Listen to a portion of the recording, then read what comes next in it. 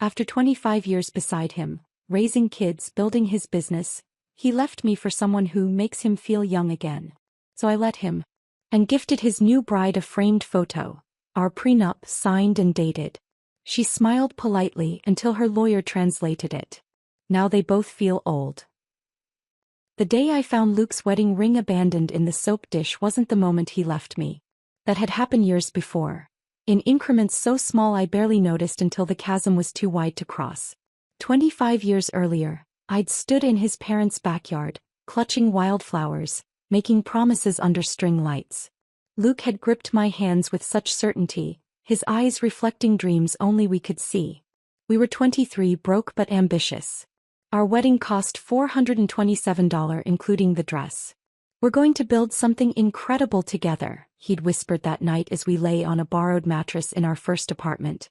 The next morning, I helped him unpack cardboard boxes in the garage his uncle had rented to us at a discount. Shelving units from salvage sales. A desk rescued from a campus dumpster. His mechanical engineering degree hung proudly alongside my business certificate. "Patent manufacturing solutions," he'd said, tracing the words on a napkin sketch while I made coffee in our hot plate kitchenette.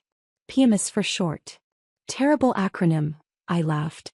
"Let me work on the branding." By sunset I designed our first logo. Blue and silver, contemporary but trustworthy. The next morning I started making cold calls while Luke tinkered with prototype designs for his first industrial mixing valve. Our first client meeting happened in our living room. I'd borrowed a blazer from my sister, spent an hour arranging cheese on a plate we'd received as a wedding gift. Luke paced nervously before they arrived. I took his hand, steadied him, whispered marketing points we'd rehearsed together. They signed a contract for $3,200. Not enough to live on but enough to believe. Those early years blend together now. Late nights updating spreadsheets by hand, the ancient computer whirring while Luke slept on the couch, having passed out after a 16-hour prototype session. I'd gently remove pencils from his fingers, cover him with the Afghan my grandmother had made, and continue working until dawn. When I discovered I was pregnant 3 years in, we panicked. Then adapted. I took client calls between bouts of morning sickness. Negotiated our first warehouse lease while 7 months pregnant, one hand on my swollen belly as I argued for better terms. The leasing agent took pity, knocked off 15%. "My wife did the same," he'd confided. "You two are gonna make it." Emma was born during our busiest quarter to date.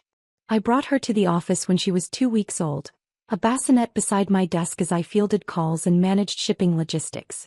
Luke's mother helped when she could, but her health was already failing. "You're incredible," Luke would say, kissing my forehead as he rushed out to meet with a potential investor. And I believed him. I believed in us. By the time Jack arrived 3 years later, we had 6 employees and had moved into a proper office park. I'd created systems, protocols, filing methods. I'd learned accounting software, taught myself HTML to build our first website, handled customer complaints with such finesse that dissatisfied clients often became our most loyal advocates. The night Jack developed pneumonia at age 4 sticks with me still. His tiny chest heaving, fever spiking to 104. "I've got that trade expo in Denver," Luke had said, hovering uncertainly in the hospital doorway, bag already packed. "Go," I'd told him. "We'll be fine." I spent 3 nights in that vinyl hospital chair, neck cramping, working on my laptop during Jack's brief periods of sleep. When he finally improved, I drove him home, tucked him into bed with his favorite dinosaur toy, then dialed into Luke's presentation remotely to help him close the deal. The business grew. We hired more people. Moved to a larger facility. Through elementary school concerts and teenage driving lessons, through my father's funeral and Luke's mother's decline, I balanced it all. Our home, our children, his company. I say his company, though my fingerprints were on every contract, every employee handbook, every anniversary celebration. I never took an official title. Never drew a formal salary. What was his was ours, we'd agreed. At our 20th anniversary dinner, the last one he remembered, Luke raised a glass to me. "To the woman who makes everything possible," he'd said. Our children, then in college, had clinked glasses in agreement. I didn't notice when things began to shift. Maybe it was when we became too successful for crisis. When routine replaced desperation. When Luke started attending networking events alone because, Someone needs to keep things running. Cassandra arrived on a Tuesday. 26, MBA fresh from Wharton, sleek ponytail and perfect teeth. Our new marketing consultant, Luke announced. She's got amazing ideas for digital expansion. I'd nodded, extended my hand. Welcomed her to our family business. She's just full of ideas, he said later that week. Energizing to have her around. I noticed the changes in increments. Luke checking his phone during dinner. The subtle scent of an unfamiliar cologne. Late meetings that couldn't possibly run that long. Our 25th anniversary approached. I hinted about the Amalfi Coast trip we'd always promised ourselves. Luke would change the subject, mention supply chain disruptions, rising costs. The day itself came and went. No card. No acknowledgement. I made dinner anyway, lit candles. He texted at 7, caught up at work. Don't wait up. A week later he sat me down at our kitchen table, the same one where we'd helped our children with science projects and college applications. His voice held the detached professionalism he used with underperforming vendors. I feel stuck, he said, not meeting my eyes. I want to feel young again. Something cold and certain settled in my chest. And you think she'll give you that? He shrugged, a gesture so dismissive of 25 years it almost took my breath away. She gets me. We laugh. She makes things exciting. I didn't scream, though my throat burned with unspoken words. I didn't beg, though my heart hammered with panic at the abyss opening before me.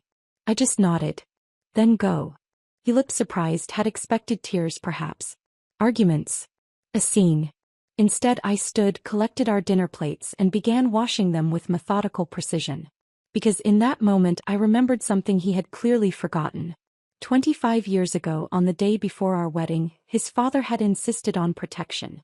Just business, he'd said, pushing papers across his home office desk. You'll thank me someday if things go south. Luke had signed without reading, eager to rejoin the rehearsal dinner festivities. I'd read every line while he scribbled his signature. Then I'd taken my copy, had it notarized and locked it away, just like everything else I secured for our future. As Luke packed his things that night, I watched silently from the doorway of the bedroom we'd shared for a quarter century. He avoided my eyes, mumbled something about lawyers keeping things civil. I simply nodded, already calculating my next moves with the same precision I'd applied to building his empire. Our empire. Mine now. The morning after Luke left, I woke before dawn, a habit from decades of early starts to prepare for his day before mine. The house echoed with absence. I made coffee for one, sat at our kitchen island and opened my laptop. First I changed all my passwords. Then I created a spreadsheet, methodical, organized, just as I'd managed our household and his business for 25 years. This wasn't emotion. This was strategy. When Emma called later that day, concern saturating her voice, I kept my tone measured. Your father and I are taking some time apart, I said, stirring soup I had no intention of eating. Mom, are you okay? Do you want me to come home? My daughter, always the protector. I'm fine, sweetheart. Focusing on next steps. I didn't mention Cassandra. Didn't need to burden my children with their father's midlife cliché. Jack called an hour later. He knew more. Luke had already reached out to explain things man to man. My son's fury burned through the phone line. I'm coming over. I'll help you fight this. No fighting necessary, I assured him. I'm handling it. When our mutual friends called with awkward condolences, I responded with dignified brevity. These things happen, I'd say. We're working through it amicably. Luke returned for his things 3 days later. I made myself scarce, leaving the house while he packed his designer suits, leather-bound books, and framed industry awards. He left behind anything requiring emotional labor. Photo albums, children's keepsakes, even the dog. Will you be okay with Rusty? He texted afterward. Our 12-year-old retriever that I'd fed, walked, and taken to vet appointments while Luke traveled. We'll manage, I replied. Just as we always had.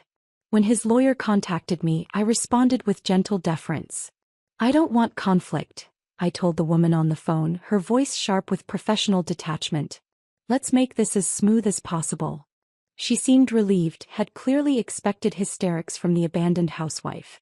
Mr. Patton has expressed similar sentiments, she assured me. I bet he had. I waited a full week before contacting Marianne Levitt, the estate attorney who had helped us draft our wills 15 years earlier. Her office smelled of leather and lemon polish, an environment of old money discretion. "I remember the prenuptial agreement," she said, adjusting her glasses as she scanned her computer screen. "Quite standard for its time, with some interesting clauses regarding infidelity."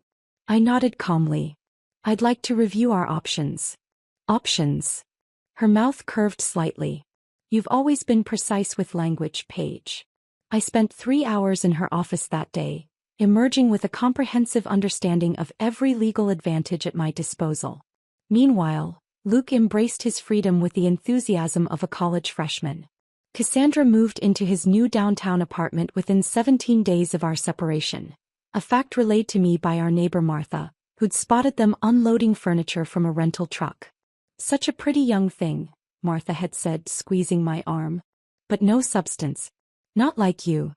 I smiled and thanked her for the pie she'd brought, comfort food for the discarded wife. Social media became my silent intelligence network. Cassandra documented their new life with filtered enthusiasm: rooftop dinners, weekend getaways, matching workout gear. She'd tagged herself future Mrs. Patton within the first month. Her bio briefly included CEO wife and marketing director at Patton Manufacturing Solutions. I never commented, never reacted, just observed and archived.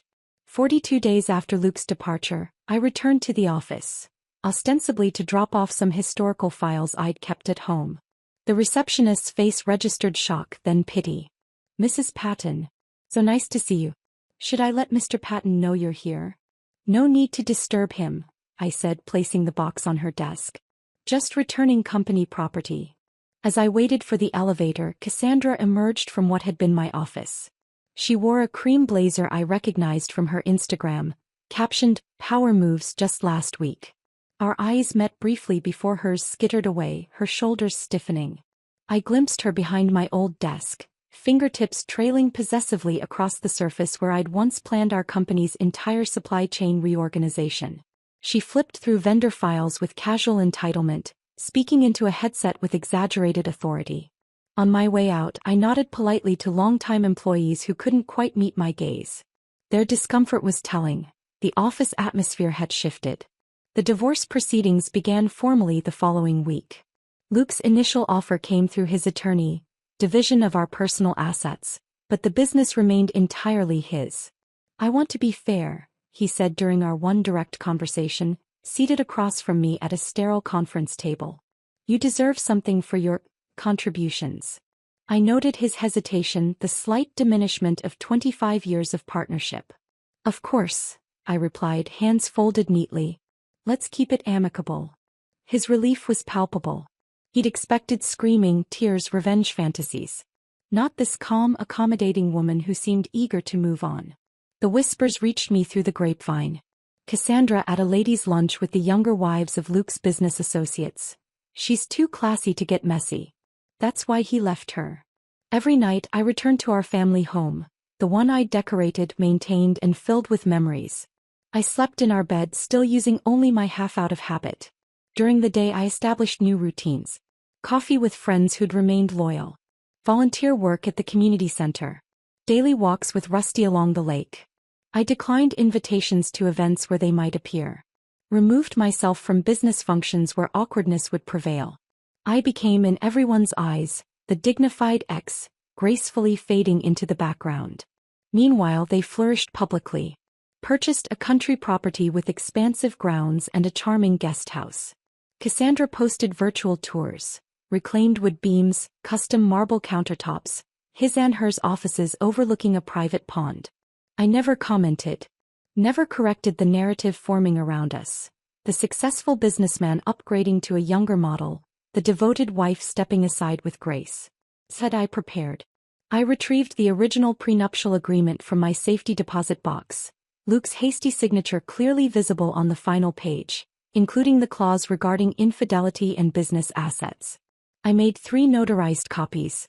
I consulted with Marianne Levitt weekly, compiling documentation of every company decision in which I'd played a central role. I scheduled meetings with the bank, removed my name from joint credit accounts that carried significant debt. I transferred funds from our shared emergency account, accumulated through my careful budgeting, into my personal holdings. The mortgage to our family home? Solely in my name since refinancing 5 years earlier when Luke had been traveling during the closing. His luxury car? Leased through a business account requiring my signature as a guarantor. But the true revelation waited in that prenuptial agreement. A clause Luke had never bothered to read, assuming his father's lawyer had protected only his interests. In reality, the document secured my claim to the business in the event of his infidelity. Our business. My business now. And soon Cassandra would discover exactly what she had married. A man with charm, social connections, and absolutely nothing else. The trap had been set 25 years ago. I simply needed to let him walk into it. The wedding invitation arrived on a Tuesday, nestled among bills and grocery flyers like it belonged there. Thick cream cardstock with gold foil lettering. Luke and Cassandra cordially invite you to share in their joy. I held it between 2 fingers, marveling at the audacity. Our divorce wasn't even finalized. My attorney assured me it wasn't illegal, just breathtakingly tactless. Jack called that evening, voice tight with outrage. Did you get it? The invitation. I did, I replied, stirring pasta I was actually hungry for, a new development. It's disgusting. Emma and I aren't going. That's your choice, I said, keeping my tone neutral. But don't burn bridges on my account. My son's silence spoke volumes. Mom, how are you so calm about this? I smiled, though he couldn't see it. Because I'm playing chess, not checkers. The wedding was scheduled for the 3rd weekend in May, a garden ceremony at the country club where Luke had recently purchased a membership.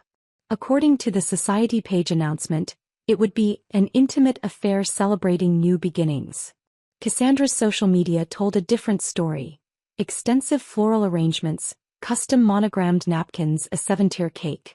She tagged multiple posts with hashtag Future Mrs. Patton and hashtag Second Chance Love.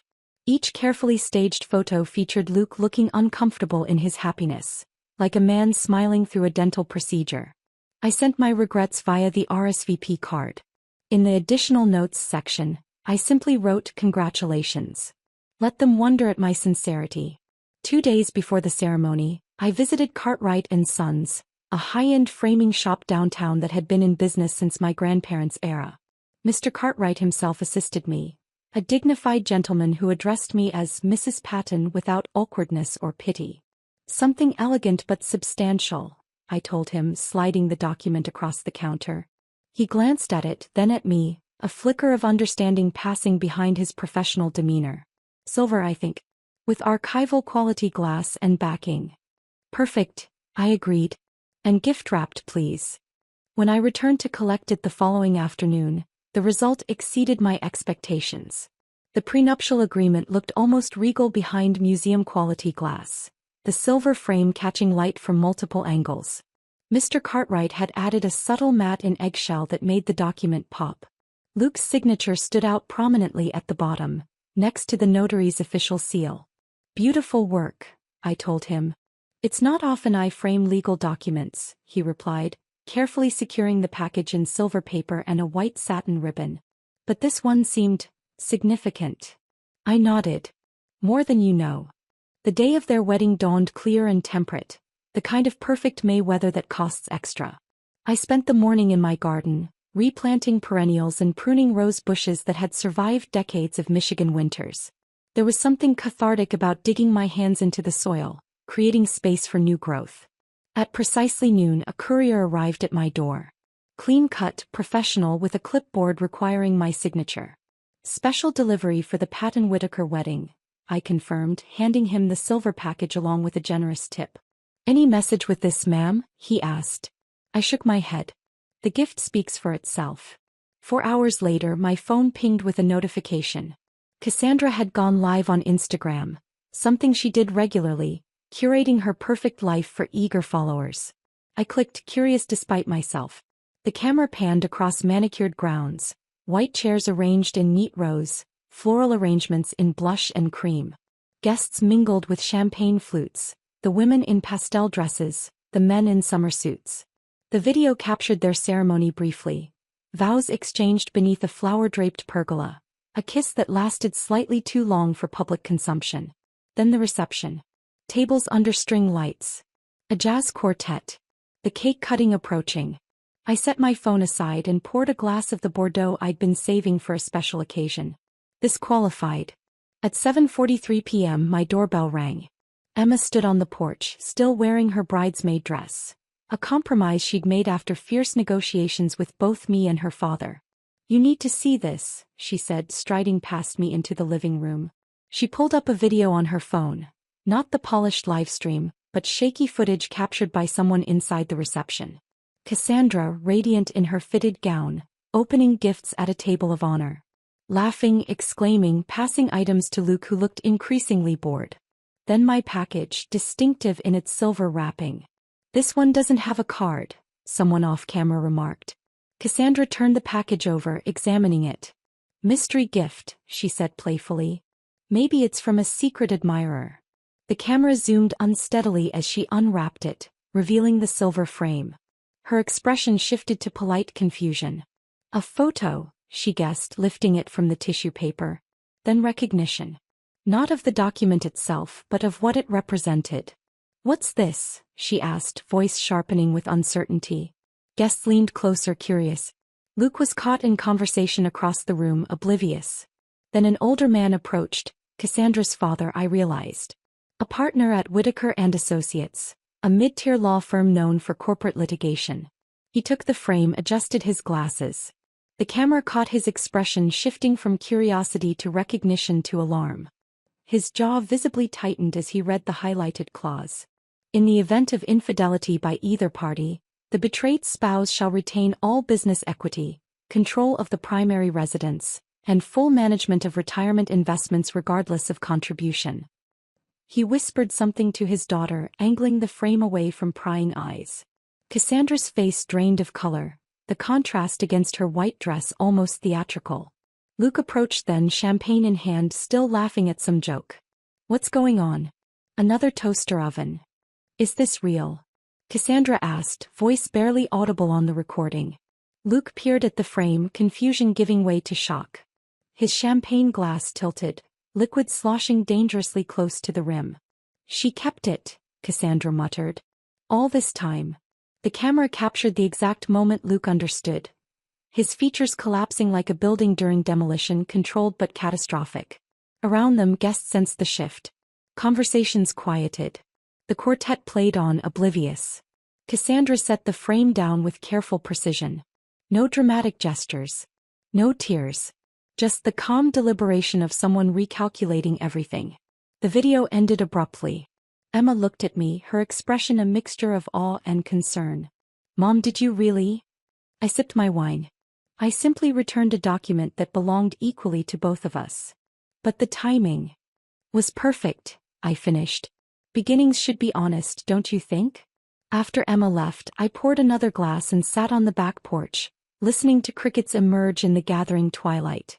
Rusty dozed at my feet, gray muzzle twitching with dreams. My phone lit up at midnight. Luke's name appeared for the first time in months. Why no? 2 words that contained volumes. Anger, shock, accusation. I considered ignoring it. Considered a dozen cutting responses. Instead, I typed the simple truth. "I wanted you both to start your future fully informed." I set my phone to silent and went to bed. For the first time since he'd left, I stretched across to his side, claiming the entire mattress. I slept dreamlessly, deeply, without waking until morning light filtered through curtains I'd finally changed to colors I preferred. Tomorrow the legal proceedings would begin in earnest. The company transfers. The asset evaluations. The conversations with employees and vendors. But tonight was for savoring the perfect delivery of the gift I'd kept safe for 25 years. Morning arrived with my phone displaying 4 missed calls from Luke, all between 6:17 and 6:42 a.m. No voicemails. No texts beyond last night's terse question. Just desperate attempts to reach me before business hours. I brewed coffee, took Rusty for his morning walk, and dressed carefully. Charcoal pencil skirt, cream blouse, the pearl earrings I'd bought myself for our 20th anniversary. Professional armor. By 9 a.m. Marianne Levitt had already emailed. "It's begun." Their attorney called.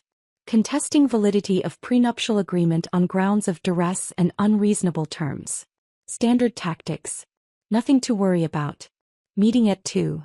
I confirmed the appointment and drove to the local bakery, the one that had provided treats for company milestones and family celebrations for 2 decades. The owner, Elena, greeted me with her usual warmth but added unusual deference. Word had spread. "The usual order, Mrs. Patton?" she asked, reaching for a box. "Yes, but deliver it to the office today, please. The main conference room at 11. She nodded, understanding perfectly. Special instructions? Just the company logo. The original one. While sipping tea in the bakery's corner table, I checked social media. Cassandra had emerged from her wedding disaster with manufactured resilience. A filtered sunset photo appeared on her account, golden light strategically blurring her expression. Her caption read, "New beginnings are still beginnings." I noticed smaller changes too. Her bio streamlined, professional credentials emphasized. Marketing executive remained. Future Mrs. Patton stayed. But CO wife had disappeared like it had never existed. My phone buzzed with a text from Jennifer, Luke's executive assistant for the past 8 years. A woman who had witnessed our partnership from the inside, ordering anniversary gifts on Luke's behalf when he forgot. Board members asking questions. Al says it's a misunderstanding.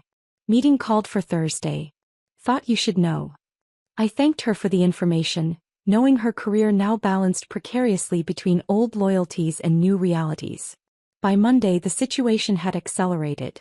Marianne called while I was deadheading roses in the garden. "Cassandra Whitaker has retained Goldstein and Associates," she said without preamble. Her father apparently recommended them. Smart move but not unexpected. "What's their angle?" I asked, snipping a faded bloom with perhaps more force than necessary. "Standard approach, claiming the prenup is outdated, unconscionable given current circumstances, potentially signed under duress." Marianne's tone remained unruffled. "Nothing we haven't anticipated." Susan Chin, who'd served on several community boards with me, called that afternoon, ostensibly about the hospital fundraiser but clearly fishing for details. "I heard there was quite a scene at the wedding," she ventured after exhausting legitimate committee business. "Did you?" I kept my voice neutral. Cassandra apparently broke down crying later. "In the restroom. Said she didn't know what she'd gotten herself into." I murmured noncommittally but filed away the information. "She thought she was marrying into the company," Susan continued, unable to contain herself. "Not just the man." "Understandable confusion," I replied, allowing myself that small indulgence. The official letters arrived Tuesday morning. Formal notifications of intent to contest, requests for negotiation meetings, thinly veiled threats of prolonged legal battles. I forwarded everything to Marianne without reading beyond the opening paragraphs. Meanwhile, the company continued operating. I hadn't yet exercised my legal right to step in, choosing instead to watch how Luke would handle the unfolding crisis. Through Jennifer's discreet updates, I learned he'd told the executive team that everything was under control, a minor marital misunderstanding being resolved. But the company rumor mill churned relentlessly. Employees whispered about potential ownership changes. Vendors called with routine inquiries about payment guarantees. A major client postponed signing a contract renewal, citing internal review processes. By Wednesday, Luke could no longer maintain the facade. He requested a meeting through proper channels. His attorney contacting mine, who then contacted me. "Do you want to take this meeting?" Marianne asked. "Legally speaking, you're under no obligation." "I'll see him," I decided. "But on my terms. My office tomorrow at 4. The office I'd selected was not Luke's expansive corner suite with its walnut desk and city views. Instead, I chose the smaller space I'd always used when working at company headquarters. No pretense, just functionality. I arrived an hour early to review documents with Jennifer and Michael, our CFO, who diplomatically maintained communication with both sides. "The Q2 projections look concerning," Michael noted, sliding financial reports across the desk. 3 major accounts have put orders on hold pending leadership clarification. I nodded, scanning the numbers. "And the Westridge contract?" "Still in limbo. Their procurement office wants assurance about who they're actually doing business with." Luke arrived precisely at 4, looking like he'd aged 5 years in 5 days. The confident stride was gone, replaced by careful movements. Dark circles shadowed his eyes, his typically immaculate suit slightly rumpled. "Thank you for seeing me," he began, settling into the visitor's chair across from my desk. I merely nodded, waiting. "This situation," he gestured vaguely. "It's affecting the business. Clients are nervous. The leadership team is confused." "Understandable," I replied. "Uncertainty tends to make markets nervous." He leaned forward, voice dropping. "Can't we renegotiate? Work out something fair? 25 years count for something, Paige." "They counted for everything," I corrected, "until you decided they didn't." "You're being petty." The accusation burst from him with sudden heat. "This is about punishment." I regarded him calmly, remembering countless negotiations where I'd maintained composure while male clients or vendors lost theirs. "No, Luke. I'm being legal. The agreement we both signed stated specific consequences for specific actions. You chose the actions. I'm simply enforcing the paperwork. That agreement was signed when we had nothing." His voice rose, then fell as he glanced toward the door. "It's unreasonable now." "Yet you never updated it," I noted. "Not during our second refinancing. Not during our third. Not when we restructured the company 5 years ago. Your lawyer reviewed those documents each time, Luke. You signed them. Each time." He ran a hand through his hair, a gesture so familiar it almost triggered unwanted sympathy. "Her father says it's ironclad." "It is." Something in my tone finally penetrated. His shoulders slumped slightly, reality settling over him like a heavy cloak. In that moment he looked tired. Older. The handsome face that had once made my heart race now just looked worn. "What do you want?" he asked finally. "Nothing more than what's legally mine," I answered. "The company returns to my control next week. You're welcome to stay on in a reduced capacity if you wish. Or accept a severance package." He left without giving an answer, shoulders rigid with remaining dignity. Through Jennifer's network I learned the aftermath. Cassandra had stopped attending business functions. Her social media went quiet for 3 days, then resumed with conspicuous absence of Luke or company references. Against all advice, Luke brought her to one final industry dinner the following week, a desperate attempt at normalcy. Jennifer described the evening with diplomatic restraint. Silent stares, whispered comments, the young bride's increasing discomfort as the evening progressed. 2 days later, a real estate agent I knew called with gossip she couldn't contain. "The guest house on Luke's property? Cassandra moved into it yesterday. To get space, according to the housekeeper." I thanked her for the information, neither confirming knowledge nor expressing surprise.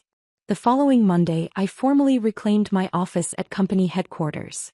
Same desk, different nameplate. Paige Patton, Chief Executive Officer. No fanfare, no announcement. I simply arrived, nodded to the receptionist, and began reviewing quarterly reports. Employees stopped by throughout the day, some nervous, some relieved, all curious. I addressed each with the same calm efficiency I'd always employed. "Business continues," became my mantra. "Goals remain unchanged." I didn't post triumphant messages online. Didn't issue melodramatic press releases. Didn't leak stories to industry publications about the scorned wife's revenge. I simply worked. Scheduled meetings. Signed contracts. Reassured clients. Steadied the company that had always been partly mine, now fully so. With silence and precision, the same qualities that had built everything from the beginning. Seasons shifted. Leaves turned and fell. The company stabilized under my official leadership, and I settled into a rhythm I'd actually created decades ago but never claimed as my own. Patton Manufacturing Solutions became Patterson Solutions, a subtle rebrand that acknowledged history while charting a new course.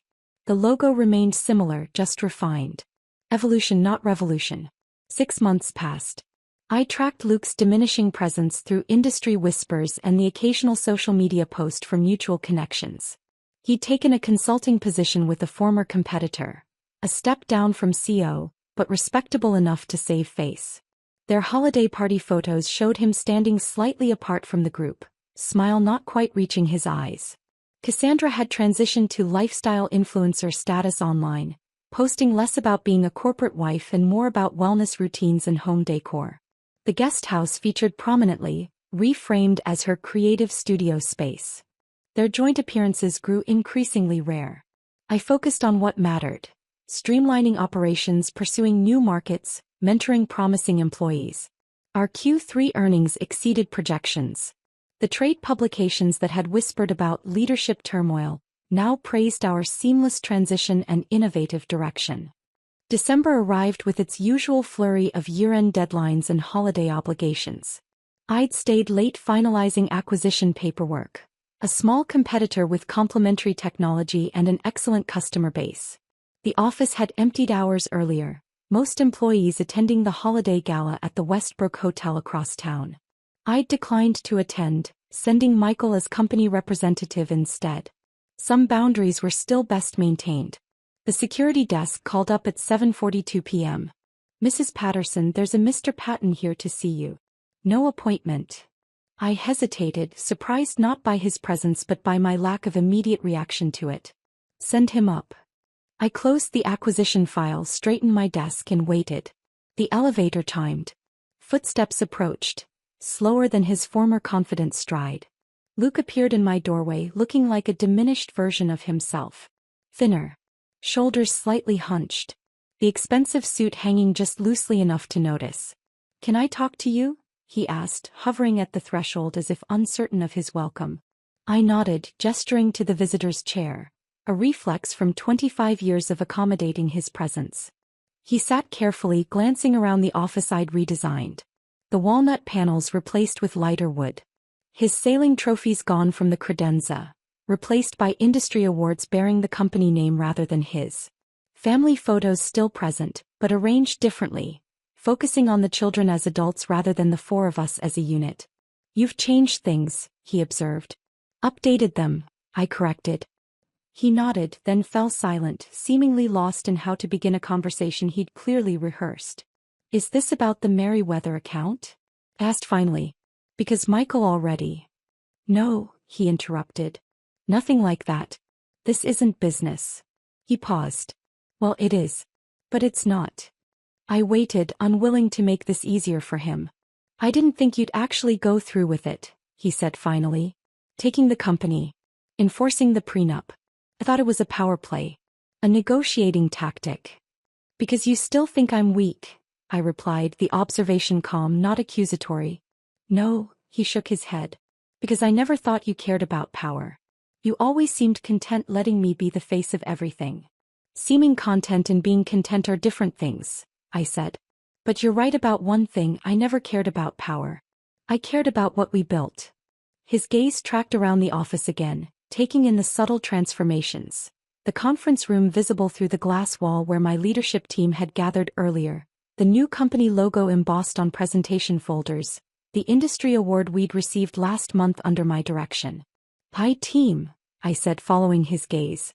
"My decisions. My presence." Something shifted in his expression, recognition dawning slowly, painfully. "You were the best part of all of this," he admitted, voice rough with an emotion I couldn't quite identify. "The foundation. The reason any of it worked. And now you're not part of it at all," I observed. He exhaled slowly, hands resting on his knees. "Cassandra wants out," he said finally. "She's been talking to divorce attorneys. Says she didn't sign up for this." He gestured vaguely, encompassing his diminished circumstances. "No," I agreed. "She signed up for what I built. You gave it to her empty." His eyes reddened, a vulnerability I'd rarely witnessed during our marriage. "I was stupid," he whispered. "You were selfish," I corrected, not unkindly. "Stupid would have been if I had stayed silent." He nodded, accepting the distinction without argument. We sat in silence for a moment, the distant hum of the heating system the only sound in the empty office. "Do you know what hurts the most?" he asked finally. "Not the money or the company or even the humiliation. It's that I threw away the person who knew me best. Who built everything with me." I said nothing, allowing him the realization without relieving its weight. "She doesn't even like jazz," he said suddenly. "I took her to Montreux last month. That festival we always talked about attending. She was bored after 20 minutes. Spent the evening on her phone." I almost smiled at the absurdity, this small detail somehow embodying the entirety of his miscalculation. "Emma's engaged," I said, changing the subject. She's telling everyone at Christmas. That's wonderful, he replied, genuine despite his surprise at being excluded from the knowledge. Jack. Starting his residency in July. Pediatric oncology. He nodded, pride and loss battling visibly across his features. I've missed so much, he murmured. And for what? The question hung between us, rhetorical yet demanding an answer neither of us could provide. Can we be friends? He asked finally, leaning forward slightly. Find some way back to something, I don't know. Something better than this. I studied him, this man I'd loved since I was 23. This man I'd built a life and business alongside. This man who'd discarded it all for the illusion of recaptured youth. Luke, I said gently, you were my entire life. Now you're just a signed contract I executed. The words landed with quiet finality. No malice. No triumph. Just truth. He absorbed them, nodded once and stood. No counterarguments. No pleas. Perhaps the first time in our relationship he'd accepted my boundary without negotiation. Luke walked to the door, paused as if to say something more, then continued without turning back. That was our real divorce. Not the papers filed months earlier. Not the division of assets. Not the wedding gift that exposed the truth. Just this moment of absolute clarity. No courtroom required. No shouting necessary. Reality standing firmly between us. I sat in my office, truly mine now, long after the elevator timed his departure. Not crying. Not celebrating. Just acknowledging the closing of a chapter 25 years in the writing. I didn't need revenge. Had never wanted it, really. Just a well-documented memory and good lighting to frame it. That night I moved the framed prenuptial agreement from my study to the company archives. Not hidden away but properly filed among other historical documents. Evidence of origins, not weapons for ongoing battles. The war after all was over. Both sides had lost something.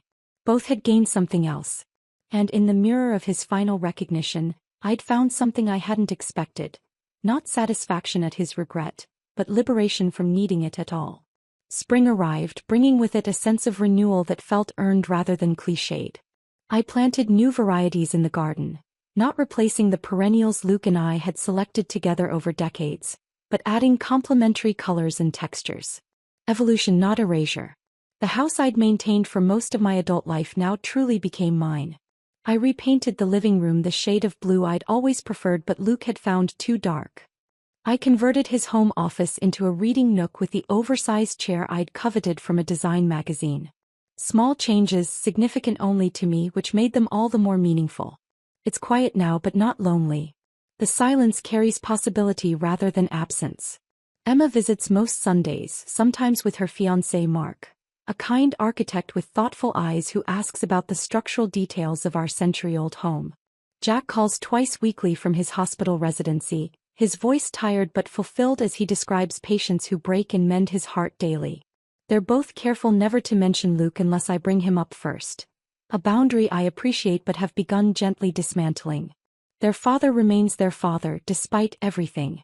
Compartmentalization serves no one in the long term.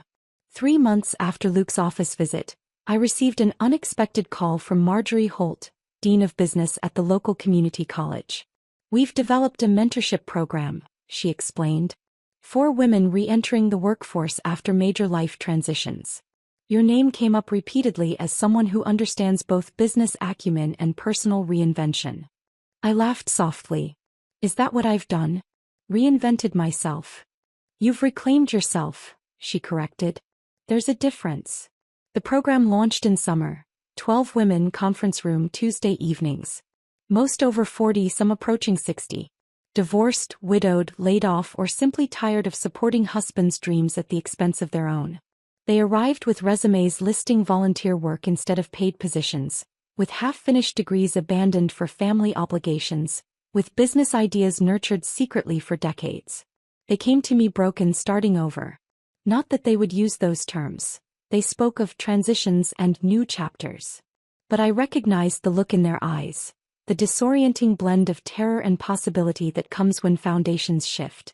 I don't know where to begin, admitted Caroline, a former pharmaceutical sales rep who'd spent 15 years raising children while her husband built his dental practice, only to discover his relationship with his hygienist extended beyond professional boundaries.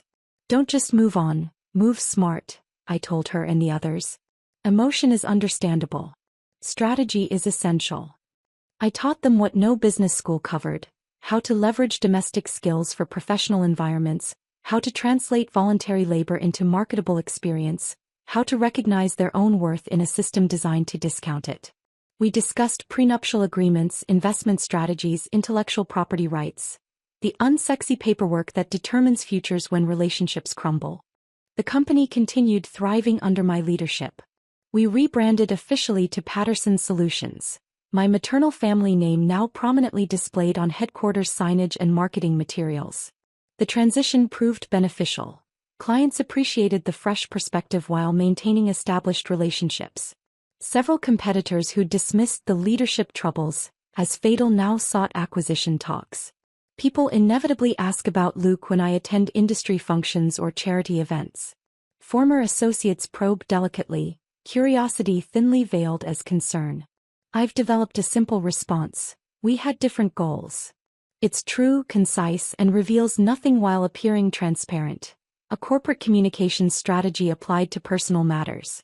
Cassandra remarried 8 months after her separation from Luke became public. A real estate developer her own age, financially stable, socially appropriate, uncomplicated. Their wedding announcement appeared in the same society pages that had once celebrated her union with Luke, though notably more subdued in tone and scale. I heard through retail circles that she'd accepted a management position at an upscale boutique downtown, handling marketing and social media, playing to her strengths. When we occasionally cross paths at community functions or restaurants, she's unfailingly civil. No dramatic glares or pointed avoidance. Just the measured courtesy of two adults who recognize that small towns require peaceful coexistence. I hold no grudge against her. She didn't steal anything. He gave it away. She simply accepted what was offered without questioning its provenance or sustainability. Luke remains in the area, though his consulting position eventually transitioned to something more permanent with a firm in the next county. Sometimes I see his car around town, the silver Audi he purchased after the divorce, more modest than his previous vehicles but still maintaining appearances. He never honks or waves when our paths cross. He knows better. Not because I harbor anger but because we've exhausted our relevant connections. I've moved the framed prenuptial agreement from the company archives to my home study. Not displayed prominently but not hidden either. Just another document among books and photographs. I keep it not out of pride or bitterness but principle. A reminder that legal foresight isn't vindictiveness, it's self-respect. That documentation matters. That intentions without protections are merely wishes. The business mentorship program expanded to neighboring counties, then statewide. I've been invited to speak at women's leadership conferences, my story sanitized for public consumption but no less impactful for its editing. I emphasize practical protection over emotional narratives, though both have their place. The biggest myth they sell us, I tell my students, is that wives are disposable. That our contributions are supporting roles rather than foundational elements. That we are participating in someone else's story rather than co-authoring a shared narrative. In retrospect, the truth seems so obvious. I was the architect of the life Luke claimed as his achievement. He was merely the tenant, occupying space I designed and maintained. And Cassandra? She was neither villain nor victim, but the final proof that men like Luke only learn when the ink dries on consequences they never bothered to read. I didn't destroy them or their relationship. I didn't manufacture drama or orchestrate revenge. I simply enforced what was already written, what had always been there had Luke ever bothered to look. Last month, Emma announced her pregnancy at our regular Sunday dinner. As conversation bubbled around potential names and nursery colors, she asked an unexpected question. "Mom, would you consider being my business partner? I want to open that interior design firm we've talked about, but I'll need help with the business side. Especially after the baby comes." "You don't need me," I said automatically. "You've got your degree, your experience." "I want you," she interrupted. "Not because I need training wheels but because we'd be good together." Different strengths, shared values. I considered her offer, recognizing it for what it was. Not a request for help but an invitation to partnership. An equal collaboration from inception, documented and acknowledged. Yes, I said. But with one condition. Everything in writing from day one. He smiled, understanding completely. I wouldn't have it any other way. So now I begin again.